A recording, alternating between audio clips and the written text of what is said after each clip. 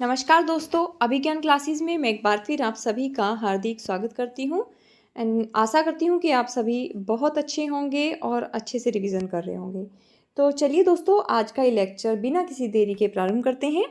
प्रश्न नंबर 461, अहिंसावाद और प्रपत्तिवाद ये किस संप्रदाय की देन रहा है? तो अहिंसावाद और प्रपत्तिवाद ये वैष्णव संप्रदाय की देन रहे हैं।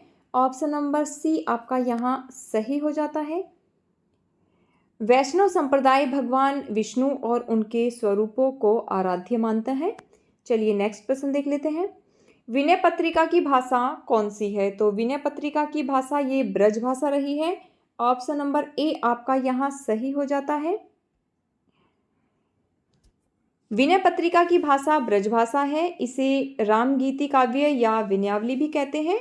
यह गीति काव्य है और इसमें विभिन्न राग रागनियों का प्रयोग किया गया है। इसका प्रधान रस शांत रहा है और इसे तुलसीदास जी ने काशी में लिखा है। इसे भक्तों के गले का कंठहार भी कहते हैं।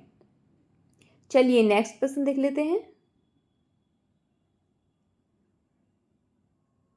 नीचे दी गई रचनाओं के आधार पर उत्तर दीजिए। यहाँ पर दोहावली, हनुमान नाटक, रामध्यान मंजरी, वैराग्य संदीपनी किस विकल्प में सभी रचनाएं तुलसीदास जी के द्वारा रचित नहीं हैं? तो ऑप्शन नंबर बी यहाँ पर आपका विकल्प नंबर 2 और 3 ये दोनों ही रचनाएं तुलसीदास जी की नहीं रही हैं, जबकि दोहावली और वैराग्य संदीपनी ये दोनों ही रचनाएं तुलसीदास जी की हैं। हनुमान नाटक ये हृदय राम जी की है और राम ध्यान मंजरी ये अग्रदास जी की रचना रही है। चलिए नेक्स्ट प्रश्न देख लेते हैं।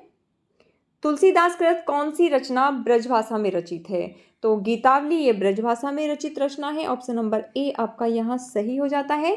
जबकि पार्वती मंगल, रावलना लहचू और बरवे रामायण ये तीनों ही रचनाएं अवधी भाषा में रचित हैं।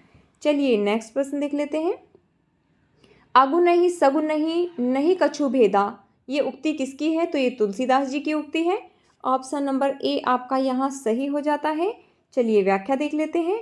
आगु नहीं सगु नहीं नहीं कछु भेदा ये उक्ति तुलसीदास जी की है। गोस्वामी तुलसीदास राम भक्ति शाखा के प्रतिनिधि कवि हैं। उक्त पंक्ति में तुलसी ने के समन्वयवादी दृष्टि का परिचय मिलता है। हजारी प्रसाद द्विवेदी ने इनके विषय में कहा है कि भारतवर्ष का लोकनायक वही हो सकता है जो समन्वय करने का अपार धैर्य लेकर आया हो।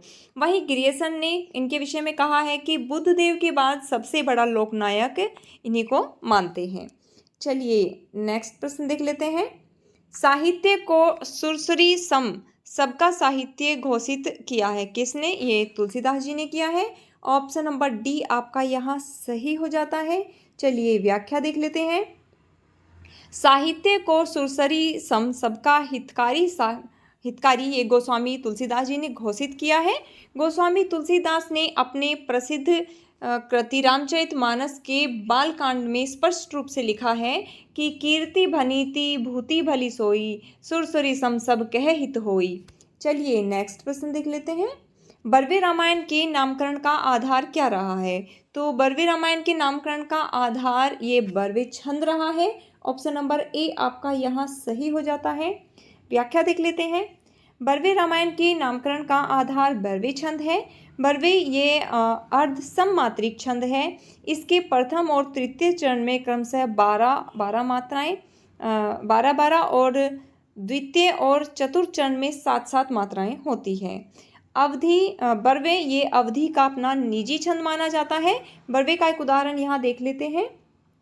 चंपक हरवा अंग मिली अधिक सुहाए जानी परेसिय हियरे जब कुंभिलाए। बरवे रामायण तुलसीदास कृत एक मुक्तक काव्य है जो 7 कांडों में विभक्त है। गोस्वामी तुलसीदास की 4 रचनाएं हैं जिनमें उत्तरकांड का वर्णन किया गया है। कई बार पूछ लिया जाता है कि तुलसीदास जी की ऐसी कौन सी 4 रचनाएं हैं जिनमें उत्तरकांड का वर्णन देखने को मिलता है? तो ये रामचरितमानस, कवितावली, गीतावली और बरवे रामायण रही है। चलिए नेक्स्ट प्रश्न देख लेते हैं। तुलसीदास को लोक नायक कहने वाले कौन हैं? तो तुलसीदास जी को हजारी प्रसाद द्विवेदी ने लोक नायक की संज्ञा दी है। ऑप्शन नंबर सी आपका यहाँ सही हो जाता है। आइए कुछ अन्य विद्वान हैं उनके जो विभिन्न दृष्टि से तुलसीदास जी का महत्व उन्होंने प्रतिपादित किया है। नाभादास जी ने तुलसीदास जी को कलिकाल का वाल्मीकि कहा है, तो वहीं स्मिथ ने इनको मुगल काल का सबसे महान व्यक्ति कहा है। रामविलास शर्मा ने इनको जातीय कवि कहा है, तो अमृतलाल नागर ने तुलसीदास जी को मानस का हंस की संज्ञा दी है। चलिए नेक्स्ट प्रश्न देख लेते हैं।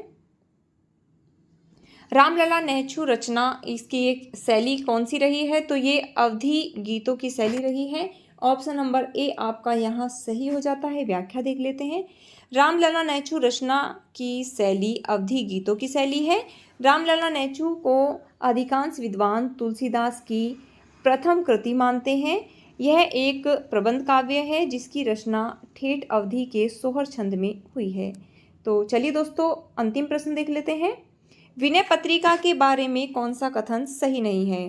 तो यहाँ पे असत्य कथन देखना है। ऑप्शन नंबर ए ही यहाँ पर असत्य है। इसमें कहा गया है कि इसमें कुल 270 पद हैं, जबकि हम अपने पूर्व के प्रश्नों की व्याख्या के अंतर्गत भी देख चुके हैं कि विनय पत्रिका के अंतर्गत 279 पद हैं। तो यही कथन हमारा जो असत्य है वही सही हो जाता है। आइए विनय पत्रिका के विषय में जो सही कथन दिए गए हैं उनको भी एक बार देख लेते हैं। इसके अंतर्गत सर्वप्रथम गणेश जी की वंदना की गई है, बिल्कुल सही है। यह ब्रज भाषा में लिखी गई है, यह उक्ति भी सही है। और इसकी गणना आत्मनिवेदन परक गीति काव्य में की जाती है। यह भी विनय पत्रिका के विषय में बिल्कुल सही कहा गया है। तो चलिए दोस्तों आज का ये लेक्चर यहीं समाप्त करते हैं। और अगर आपको ये प्रयास अच्छा लग रहा है तो इसे लाइक, शेयर और सब्सक्राइब कीजिएगा। Thanks for watching.